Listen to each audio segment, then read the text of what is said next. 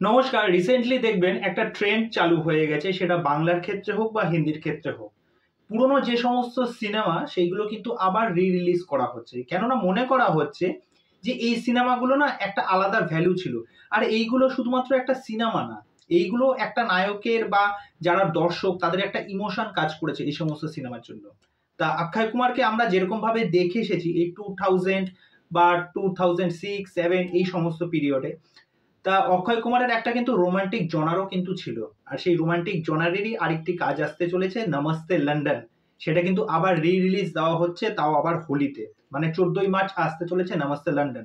অক্ষয় কুমার আর হচ্ছে ক্যাটরিনা কাইফ, তাদের দুইজনের কম্বিনেশনটা আপনি মনে করুন, তাদের কেমিস্ট্রিটা কিরকম ছিল, সেটা রোমান্টিক সিনেমার ক্ষেত্রে হোক বা কমেডি সিনেমার ক্ষেত্রে হোক।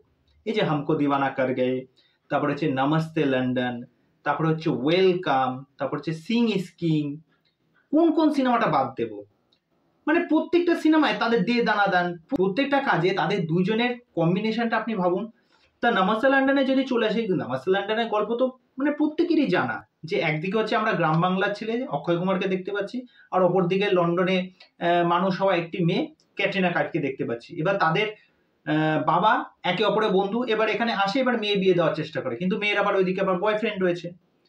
তা এই নমস্তে লন্ডনে আপনি দেখুন যেরকম ভাবে অক্ষয় কুমার এই চরিত্রটাকে পোর্ট্রে করেছে, প্রত্যেকটা জায়গায় যেরকম ভাবে ইমোশন কাজ করেছে, যে যেরকম ভাবে এই সিনেমায় লাভ অ্যাঙ্গেলটা দেখানো হয়েছে, তার স্ত্রীর প্রতি যে ভালোবাসাটা রয়েছে, এবার সেই ছেলেটার মধ্যে যে পোটেনশিয়াল আছে, গুণ আছে, মেয়েটা কিন্তু প্রথমে বুঝতে পারেনি, পরবর্তীতে সে বুঝতে পারে।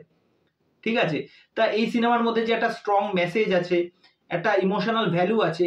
তারপরে এই সিনেমার প্রত্যেকটা গান দেখে নিন, প্রত্যেকটা গান হিমেশ রেশমিয়া মিউজিক ডিরেক্টর ছিল। তা এরকম সিনেমাগুলো রিলিজ হচ্ছে না, মানে এটা দেখেও ভালো লাগছে। মানে অক্ষয় কুমারের এই সিনেমাটা মানে এখনো যদি দেখতে বসি, ফার্স্ট টু লাস্ট আমি থরলি এনজয় করব।